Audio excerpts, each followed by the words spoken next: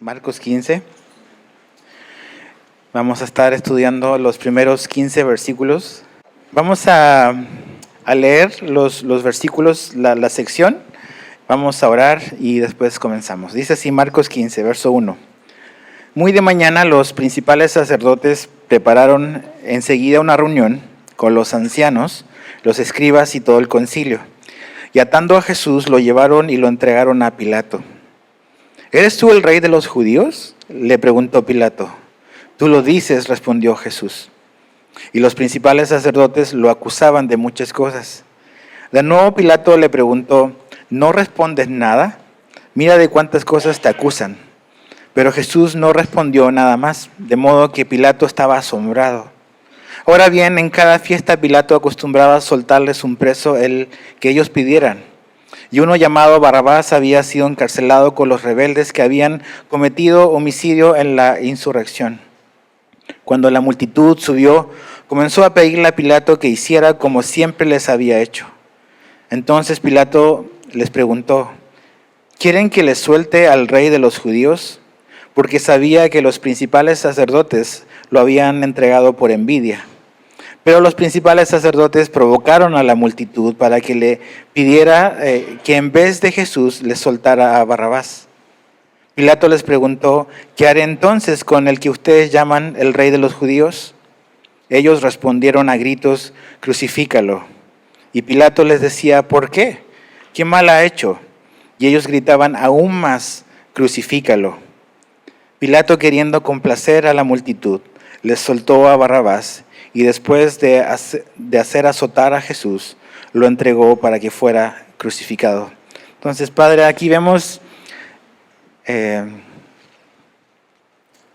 el momento más importante en la vida y ministerio de Jesús, de ser ese Cordero de Dios que fue enviado para quitar los pecados del mundo.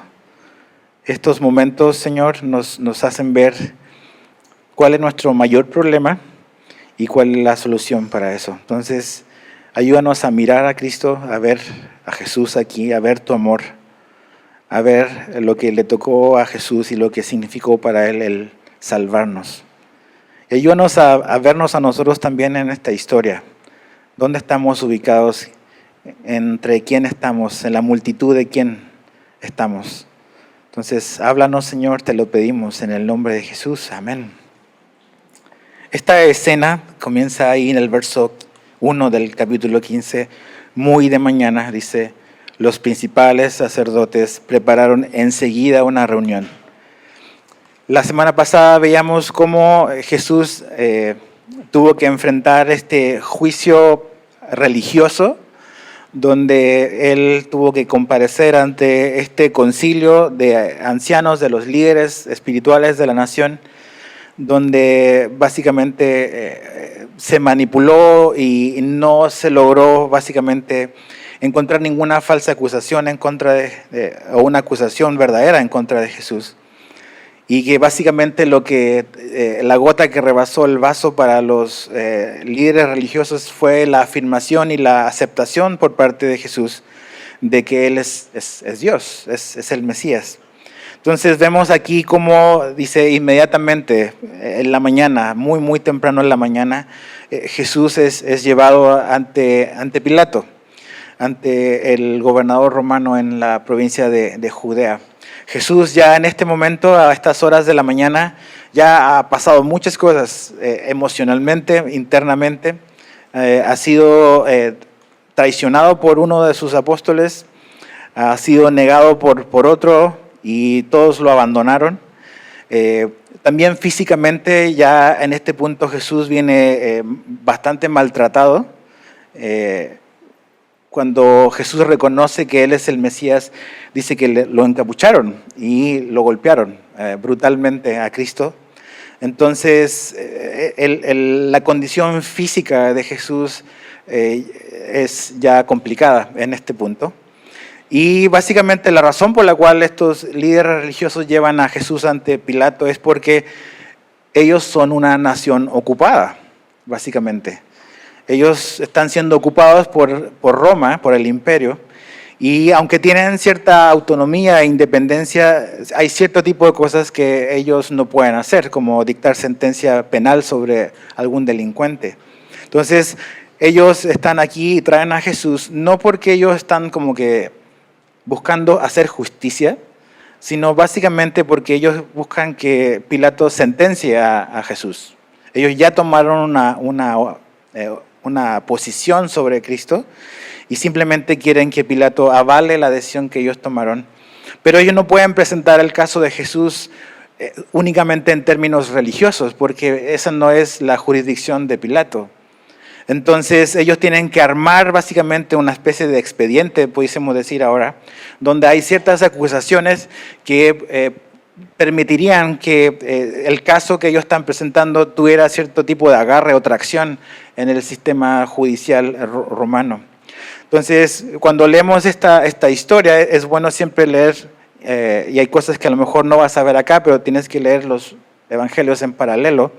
Te vas a dar cuenta que en Lucas 23, ahí se nos menciona cuáles fueron las acusaciones que hicieron en contra de Jesús. Básicamente acusaron a Jesús, número 1, de ser un peligro para la nación.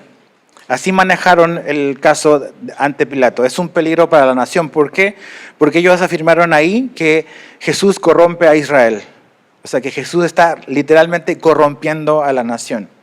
O sea, no es bueno para la nación esta persona, es peligrosa para la nación, necesitas hacer algo al respecto, Pilato.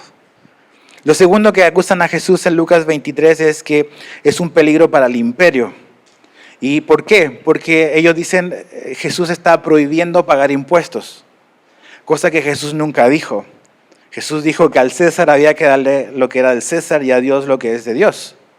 Nunca Jesús prohibió pagar impuestos, de hecho lo fomentó. Pero están tratando de dejarlo mal parado, obviamente legalmente a Cristo ante Pilato. Y finalmente ellos dicen Jesús es un peligro para el emperador, porque Jesús es un rey y eso es una amenaza, es algo que le va a hacer sombra al emperador. Entonces Pilato, realmente esto sí es algo que tú tienes que resolver. Entonces arman todo este expediente para eso, para que arrastrar a Pilato a esta situación que ellos ya decidieron, pero que no tienen todo el peso para ser determinantes en el futuro de Cristo. Ahora, cuando lees, por ejemplo, el Evangelio de Juan en el capítulo 18, te vas a dar cuenta que esta conversación ocurre afuera del pretorio. El pretorio es este lugar, es la residencia del gobernador. Pilato, la historia nos dice que no vivía en Jerusalén, él era el gobernador de Judea, pero él vivía en el mar, frente al mar Mediterráneo, donde estaban los romanos. Tenían buena playa, un buen mar, una ciudad completamente romana ahí. Pero que él se movilizaba a Jerusalén en fechas especiales como esta, que es la Pascua. En momentos especiales donde Jerusalén está llena de peregrinos, él se hacía presente para, de cierta manera, imponer ahí su presencia o la presencia del emperador a través de él. Entonces, el pretorio era su residencia en Jerusalén, y cuando lees Juan 18 es muy curioso que los fariseos, dice ahí, que ellos, toda esta acusación en contra de Jesús la están haciendo de la puerta para afuera, porque dice que ellos no querían entrar al pretorio porque no querían contaminarse porque la Pascua venía. Es muy, muy curioso y súper contradictorio, es una hipocresía tremenda de cómo ellos están haciendo y están queriendo deshacerse de lo que la Pascua representa, el Cordero de Dios, Jesús. Lo están entregando, están levantando falso testimonio en contra de él, pero están preocupados de su religión y de sus apariencias y de no contaminarse porque viene una fiesta importante en el calendario religioso. Entonces me imagino ahí como que tratando de no acercarse mucho y hablándole a Pilato. Pilato tuvo que salir a recibirlos, o sea, así de mañosos eran. Él tuvo que salir y hablar con ellos en la puerta, porque ellos no iban a entrar. Entonces ahí está este intercambio. Entonces, ¿qué está ocurriendo? Siempre tenemos que, ok, esto es lo que está pasando, pero ¿por qué está ocurriendo? ¿O qué significa esto que está ocurriendo? La semana pasada hablamos de que siempre es importante entender que todo lo que Jesús hizo y todo lo que Él pasó era parte de un plan trazado desde la eternidad. Y nada de lo que Jesús vivió, incluso estas injusticias, era algo que estaba fuera de su control. En Mateo capítulo 20, versos 17 al 19, las palabras de Jesús son estas. Dice, cuando Jesús iba subiendo a Jerusalén, tomó aparte a los 12 discípulos. Por el camino les dijo, ahora subimos a Jerusalén, la última vez que Él iba a hacer eso. Y el Hijo del Hombre será entregado a los principales sacerdotes y escribas, y lo condenarán a muerte, y lo entregarán a los gentiles como Pilato. Para burlarse de Él, lo azotarán y lo crucificarán, pero, al tercer día resucitará. Entonces Jesús conoce la película completa, sabe lo que viene. Esto es parte del plan de Dios. Esto es lo que se tiene que hacer para rescatar al hombre que está perdido, al hombre que está separado de Dios. No es pobrecito Jesús, mira, Él no pudo hacer nada al respecto. Jesús está poniendo su vida por nosotros. Entonces cada personaje está donde debe de estar por decisión propia y Dios nos dice esto es lo que va a ocurrir en anticipación. Ahora, ¿quién es este hombre? ¿Quién es Pilato? Bueno, sabemos que es el gobernador de la provincia de Judea. La historia nos dice que él gobernó esa provincia desde el 26 hasta el 36 después de Cristo, más o menos, unos 10 años aproximadamente. En la década de los 60, si no mal recuerdo, o los 80, no me acuerdo si 60 o 80, se descubrió una inscripción en Galilea con el nombre de Poncio Pilato. Muchos escépticos de la Biblia decían, no, es que no hay ninguna evidencia arqueológica de que este hombre tan importante en esa área del mundo haya existido. Y en el año 60 o 80 se descubrió una piedra importante donde estaba la inscripción de este Poncio Pilato, que era el gobernador de la provincia de Judea. Flavio Josefo, que es un historiador que resumió un poco la historia de los judíos en esa época, habla de que básicamente Pilato era un hombre reconocido por ser muy, muy corrupto, muy, muy corrupto.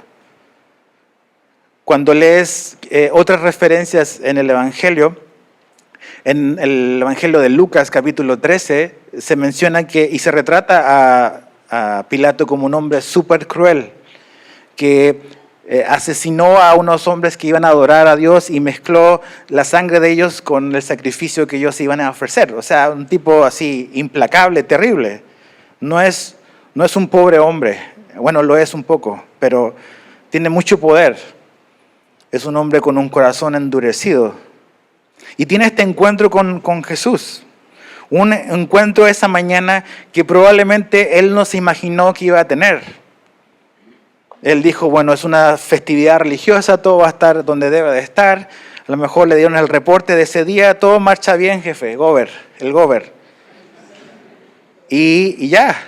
Pero ese día había algo que iba a ocurrir en su vida que él no esperaba. Este encuentro con alguien importante en el cual él iba a tener que tomar una decisión. Y si te fijas, cuando traen a Jesús, Marcos lo resume en el verso 2, esta pregunta dice, ¿eres tú el rey de los judíos? Le preguntó Pilato. La respuesta de Jesús es, tú lo dices, sí, es como tú dices, Pilato. Tal como lo vimos la semana pasada, cuando el sumo sacerdote le pregunta a Jesús, ¿eres tú el Mesías? Sí, lo soy. Tanto en su juicio religioso como en su juicio político, Jesús afirmó ser Dios. Muy, muy claramente y muy derechamente Jesús reconoció su deidad. Entonces, Pilato está frente a Cristo en este encuentro inesperado para él y básicamente lo que él tiene que hacer o lo que va a tener que hacer es tomar una decisión sobre Jesús. Entonces, quiero que vayas en tu Biblia y vayas hacia tu derecha al Evangelio de Juan. Está Marcos, después está Lucas y después está Juan. A Juan capítulo 18. Quiero que lo leas en tu propia Biblia. Y Juan nos expande la conversación, nos da más detalles de este intercambio de palabras que Pilato tuvo con Jesús. Es Juan 18, vamos a leer solo de los versos 33 en adelante. Juan 18, verso 33. Dice, Pilato volvió a entrar al pretorio, a su casa, a su residencia en Jerusalén, y llamó a Jesús y le preguntó, ¿eres tú el rey de los judíos? Jesús respondió, ¿esto lo dices por tu cuenta o porque otros lo han dicho de mí? Siempre te das cuenta, Jesús siempre cuando le hacían una pregunta, él hacía otra pregunta. Incluso en este momento, Jesús está como que escarbando en Pilato. A ver, ¿esto lo estás diciendo porque a ti se te ocurrió o porque escuchaste que alguien lo repitió y tú lo estás diciendo? ¿Qué piensas tú, Pilato? ¿No? Eso es lo que me interesa, pudiésemos decir. Entonces, verso 35, Pilato contestó, ¿acaso soy yo judío? Dice, tu nación y los principales sacerdotes te entregaron a mí. ¿Qué has hecho? Jesús le respondió, mi reino no es de este mundo. Si mi reino fuera de este mundo, entonces mis servidores pelearían para que yo no fuera entregado a los judíos.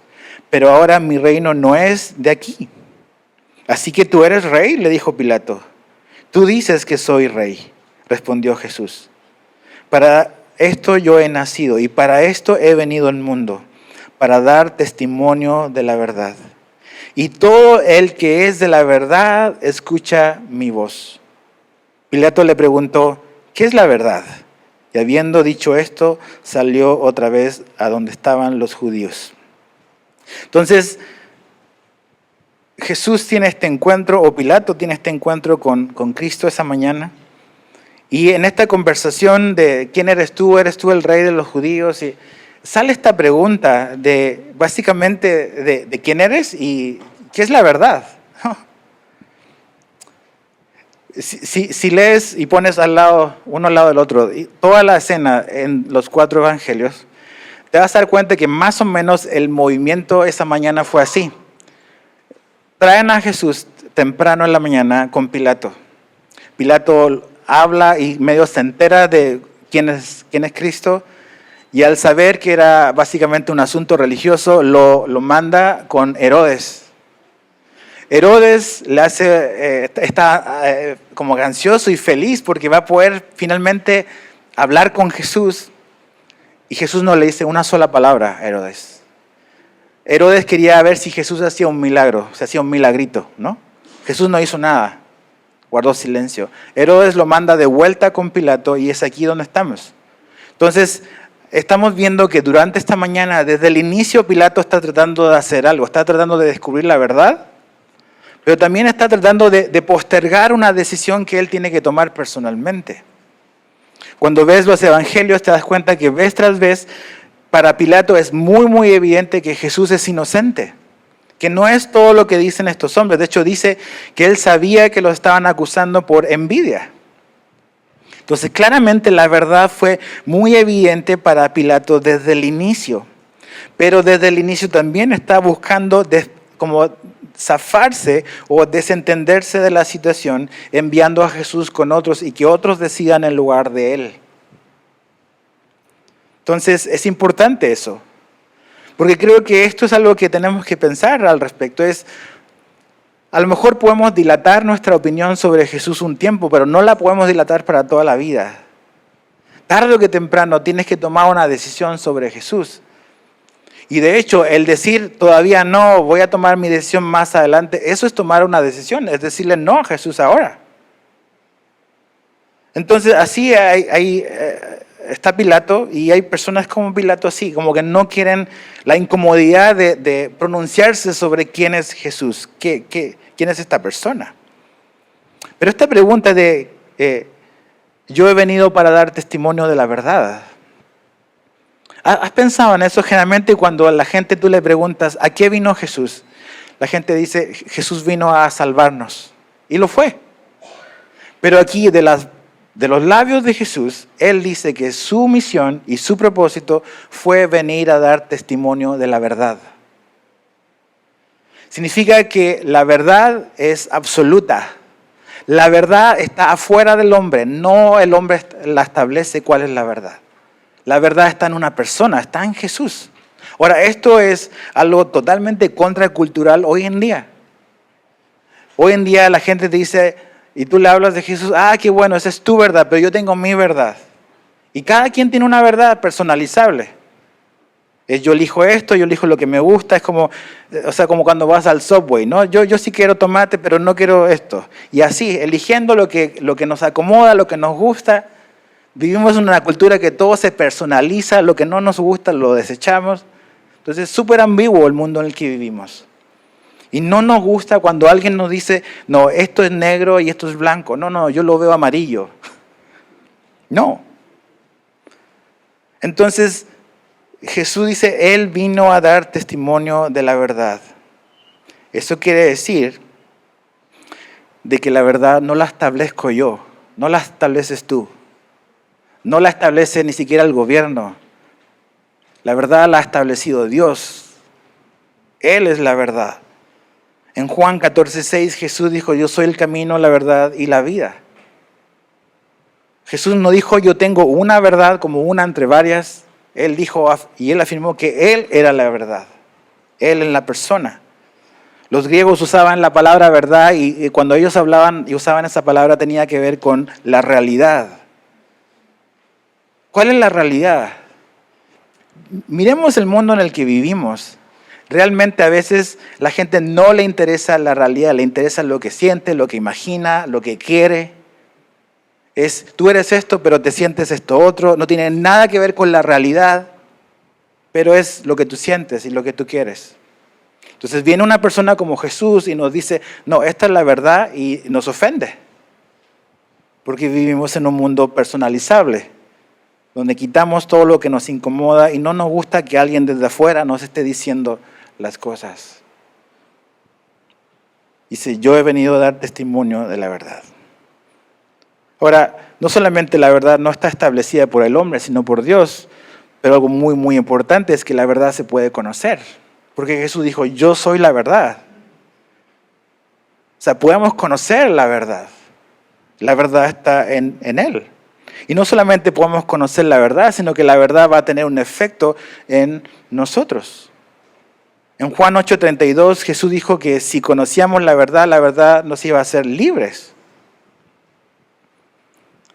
La verdad establecida por el hombre te lleva a la esclavitud. No es que esta es mi verdad, ¿ok? ¿Y cómo te ha ido con tu verdad? ¿Cómo le ha ido al mundo con 6.000 millones de verdades? ¿Estamos mejor? ¿Hemos progresado? ¿El hombre en realidad es bueno y la historia lo ha demostrado? Absolutamente no. Entonces Jesús dice, yo he venido a dar testimonio de la verdad. Ahora, en Juan dice Pilato, ¿y qué es la verdad? ¿No? Así como que, no hombre, ¿qué es la verdad? La verdad no es importante. Y se da la vuelta y se va. Y eso lo encuentro como que asombroso, ¿no? Que de verdad Pilato no se quedó a escuchar la respuesta de Jesús. ¿Qué es la verdad? Y se da la vuelta y lo deja solo. Entonces eso demuestra que realmente a muchos no le interesa la verdad. Nos interesa cómo nos sentimos, nos interesa y pensamos que nuestros sentimientos y nuestras emociones son las que establecen la verdad y por eso estamos como estamos. Hoy mis emociones, tus sentimientos son la absoluta verdad. Y como eso cambia, estamos en un tremendo caos. Necesitamos algo fijo, algo seguro donde agarrarnos, algo que no cambia. Y Pilato no le interesa la verdad. Ahora, ¿qué podemos aprender de este momento en la vida de Pilato? ¿Dónde nos podemos ubicar nosotros aquí en la conversación? Y es que todos en realidad en algún momento estuvimos o a lo mejor todavía estamos en el lugar y en los zapatos de Pilato. Porque inevitablemente todos en algún momento vamos a tener que tomar una posición personal sobre quién es Jesús. No podemos postergar esto toda la vida. De hecho, postergar y prolongar y como que jinetear esta situación es decirle no a Jesús. Jesús claramente en los evangelios dijo que si nosotros no estábamos con Él, estamos en contra de Él. No hay como que un tercer campo, es con o en contra, no así como que no sé. Entonces, todos estamos en el lugar de Pilato. Ahora, otra cosa importante, cuando Jesús le dice, ¿esto es lo que tú dices o lo que has oído que la gente dice? Creo que eso es importante también ahora, porque mucha gente, si conversas con las personas, te vas a dar cuenta que cuánta gente realmente que tiene una postura crítica en contra de la, entre comillas, religión y en contra de la Biblia, realmente ha agarrado la Biblia y la ha estudiado por su propia cuenta. Lo único que está ocurriendo es que están repitiendo algún video que vieron en TikTok o en YouTube o donde sea. Pero nunca han tomado este libro y han estudiado y han investigado la vida de este hombre, de esta persona.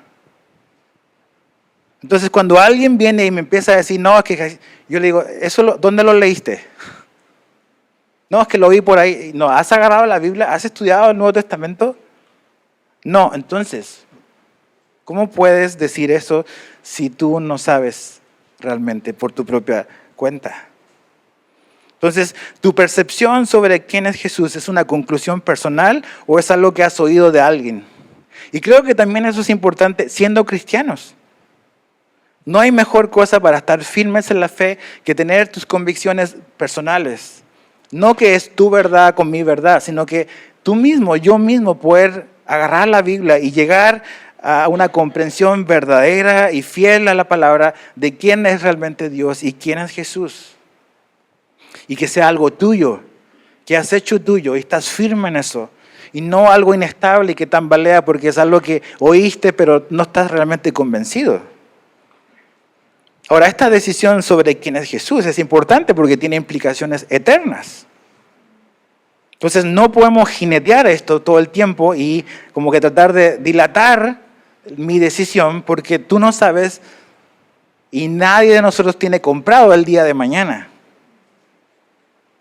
Ahora, en el verso 6 al 15, vemos otro momento en esta escena que va avanzando hacia la cruz.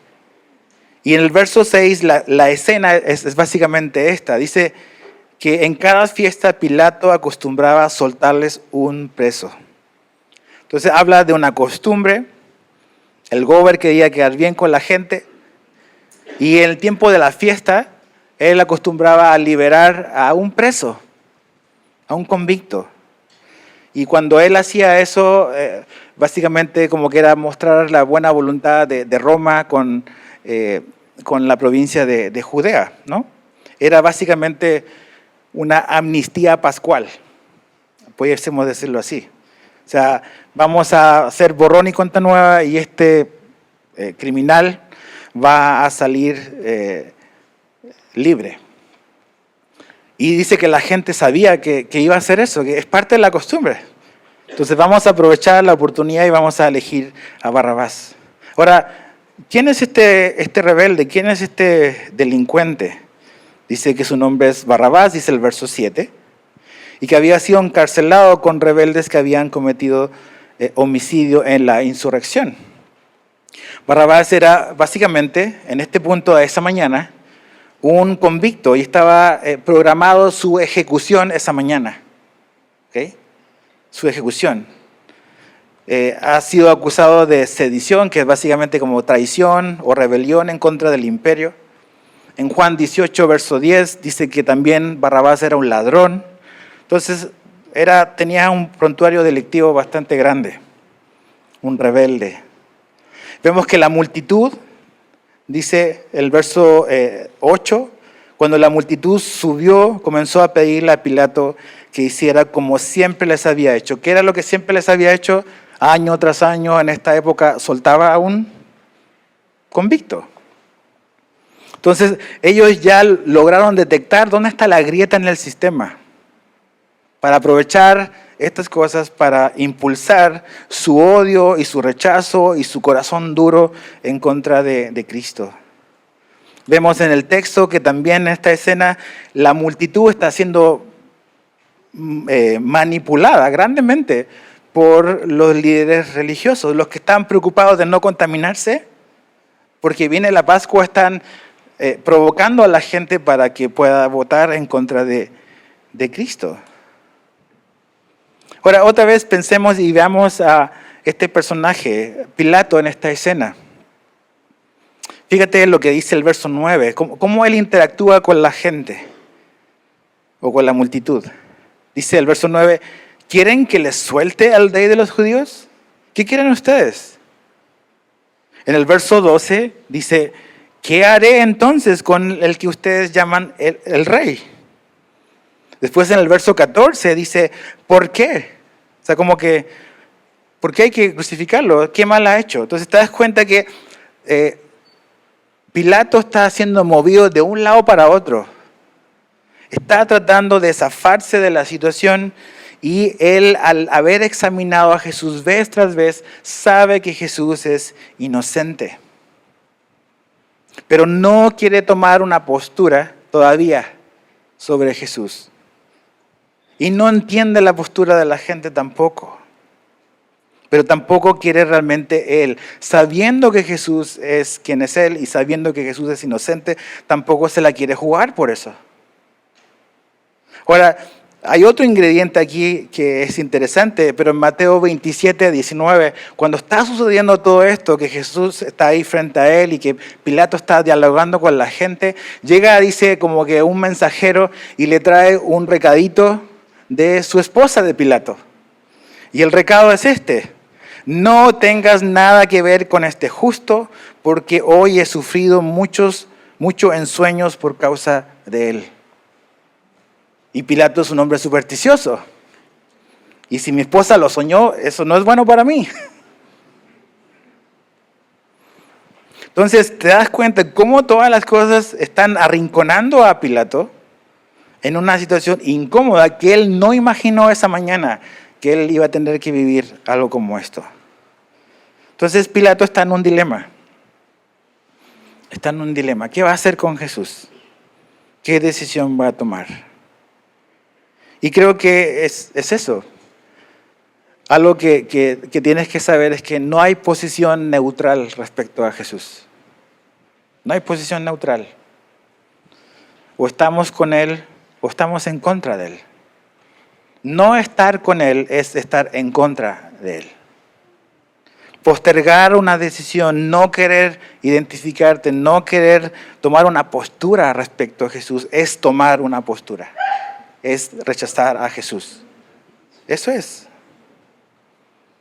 Ahora, fíjate el verso 15. ¿Qué hace Pilato? Dice, queriendo complacer a la multitud, le soltó a Barrabás. Y después de hacer azotar a Jesús, lo entregó para que fuera crucificado. ¿Cuál es el problema con Pilato? Que él siempre es el que quiere caer bien a todos. El que quiere caer bien. Dice que él soltó a Barrabás, dice, ¿para qué? Para complacer a la multitud. ¿Tú sabías que la Biblia dice que el temor al hombre es un lazo? Que cuando tu preocupación o mi preocupación es principalmente el qué van a decir, ¿realmente eso es vivir una vida en esclavitud? Pilato es un perfecto ejemplo de un hombre que por fuera se ve bravísimo. Sus acciones demuestran que es un hombre sanguinario, que es implacable. Pero en realidad está más preocupado de lo que dicen de él. Y dice que por presión, por complacer a la multitud, decide finalmente soltar a Barrabás y condenar a Jesús. Entonces mi pregunta para ti es, y para nosotros es, ¿a qué multitud estamos queriendo agradar? ¿A quién quieres complacer al no querer seguir a Jesús? ¿A qué multitud o a qué grupo de personas o a qué persona, a qué individuo quieres complacer al no seguir a Jesús? ¿Por qué no quieres ser un discípulo de Jesús? ¿A quién quieres complacer? Porque nuestras decisiones tienen explicaciones, hay una razón de ser. Entonces, creo que el lugar de Pilato es un lugar en el cual tenemos que aprender de él, porque, como decía hace un par de domingos, generalmente cuando vemos la Biblia nos gusta como que identificarnos con los héroes de la Biblia. Sí, yo tengo la fe de David y nos gusta siempre ver al bueno en la película, decimos, ese somos nosotros, pero realmente tenemos que vernos con los villanos de la Biblia, porque ahí estamos nosotros. No somos tan buenos como pensamos. Ahora, ¿qué podemos aprender de Pilato aquí? Eso, que por más que intentes, no puedes ser neutral con Jesús. Aquí vemos a un hombre que tuvo a Jesús frente a él. ¿Ok? Lo tuvo frente a él. Pilato preguntó, averiguó, escuchó los cargos y vez tras vez llegó a la misma conclusión: Jesús es inocente. Es inocente, no es culpable. Tuvo evidencias, escuchó el mensajito que le mandó su esposa, no tenga nada que ver con Jesús. Aún así, cedió a la presión de la multitud. Cedió a la presión de la multitud. ¿Por qué? Por eso. Porque el temor al hombre es un lazo. Es el temor a Dios lo que nos lleva a vivir una vida en libertad, no el temor al hombre. Pilato también preguntó o tuvo la oportunidad de escuchar de la boca de Jesús que él vino a dar testimonio de la verdad. Y le preguntó a Jesús qué es la verdad, pero no esperó la respuesta. Y la respuesta estaba frente a él. Estaba frente a él. Pero no quiso escuchar la respuesta que estaba frente a él. Entonces, si tú estás aquí, eres una persona que todavía no has rendido tu vida y que dices, yo no sé si Jesús es verdad. El problema con eso es que no haya evidencias de la verdad. El problema es que no queremos aceptar las evidencias porque el diagnóstico no es bueno, no es favorable para nosotros al inicio. Y el peligro con eso de ser sistemáticamente como que suprimir la verdad es que nuestro corazón se va endureciendo cada vez que decimos no a la verdad. Y es un lugar muy peligroso para estar. Pero cada quien va a ser juzgado por el nivel de luz y de verdad que fue expuesto y hemos conocido la verdad. Aquí está la verdad. Y Pilato, habiendo pasado todos esos filtros, aún así prefirió como que ceder a la presión de la multitud. ¿Te preocupa más lo que dicen tus amigos que lo que dice Jesús? ¿Te preocupa más lo que digan tus compañeros de trabajo que lo que dice Jesús o de quién es Jesús o que ellos se enteren de tu postura sobre Jesús? ¿Te interesa más lo que puedan decir de ti en las redes sociales que a lo que Jesús dice de ti o lo que Jesús es? Todos tenemos un lugar, un talón de Aquiles donde eso es importante. Pero no podemos vivir por el temor a la gente. Y como vemos acá, no podremos dilatar esta decisión de por vida. Entonces, tenía la respuesta frente a él y aún así decidió rechazar la verdad. Ahora, otro personaje para terminar que está aquí, que es también un representante de nosotros, es Barrabás. Barrabás. Barrabás es un rebelde, es un ladrón, es un culpable. Barrabás sí merece la muerte, está esperando su condena. Decía en la mañana que hace un tiempo veía estos documentales de estos hombres condenados a la pena capital en Estados Unidos. Es impresionante ver lo que eso significa y cómo ellos esperan caminar por una ruta, una calle, un callejón que ellos tienen que transitar camino a la cámara donde son ejecutados. Bueno, ese día Barrabás sabía que era su último día y que él iba a ser ejecutado porque legalmente él era culpable ante la ley romana. Él merece la muerte. Pero inesperadamente, de un lugar donde él no pensaba y donde no veía venir nada, ese día su libertad fue pagada por un inocente, por Jesús. Un sustituto inocente tomó el lugar de Barrabás.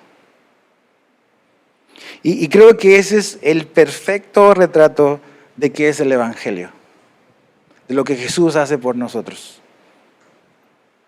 Es Jesús muriendo por los crímenes y los delitos que Él no cometió, sino muriendo en lugar del culpable, de nosotros. Ahora, no sabemos si su vida cambió, pero ese día su vida cambió en el plano terrenal. No sé si cambió su vida en lo espiritual.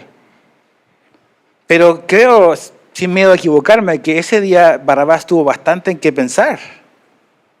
Porque estuvo así, de entrar no solamente a la muerte física, sino a la muerte eterna. Y así. Pero Jesús se cruzó en el camino y el inocente murió por el culpable. Ahora, mira lo que Pedro escribió. 1 Pedro 3:18. Porque también Cristo murió por los pecados una sola vez. Fíjate, el justo por los injustos. El justo por los injustos. ¿Quién es el injusto aquí en esta escena? Barrabás. ¿Quién es el justo? Jesús. Jesús está tomando el lugar de Barrabás para que Barrabás salga libre. Tú y yo éramos culpables. Tú y yo somos pecadores. Eso, según el estándar de Dios, por haber violado su ley, nos hace merecedores de castigo eterno. Pero alguien se nos cruzó en el camino. Cristo. Y Él decidió voluntariamente tomar nuestro lugar, tomar tu lugar, para que tú y yo podamos salir libres y no recibir la condena que sí merecíamos. Entonces, ¿estamos conscientes realmente de eso? ¿Estamos conscientes de nuestra maldad? Algo que creo que a la iglesia moderna le cuesta bastante es, no entendemos mucho la gracia de Dios porque no entendemos mucho el juicio de Dios.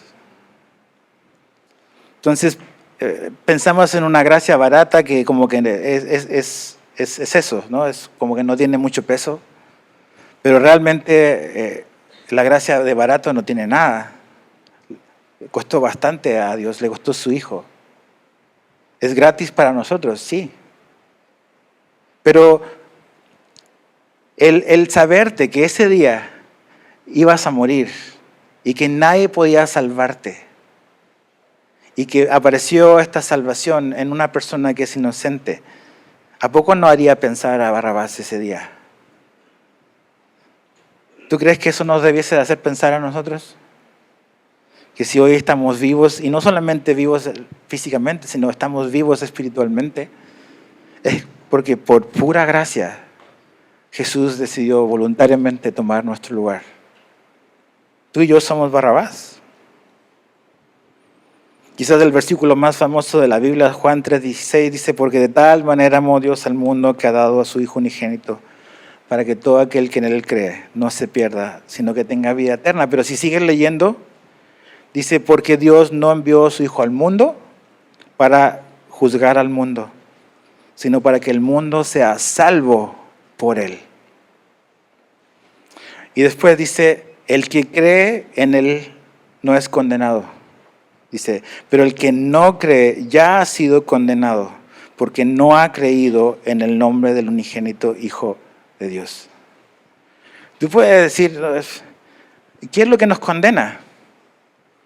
A lo mejor podemos hacer una lista muy larga de las cosas malas que hemos hecho. Pero si ves este versículo, lo resume todo a si crees o no crees. El pecado más grande es la incredulidad. Eso es lo que te condena. Eso es lo que condena. Yo sé que nuestro currículum está lleno de cosas que son terribles. Pero no hay nada más terrible que la incredulidad. Entonces tú dices, no, yo soy una buena persona, pero si no has creído, la Biblia dice que estás en una condición de condenado, eres Barrabás. O sea, estás a punto de ser así, condenado a muerte.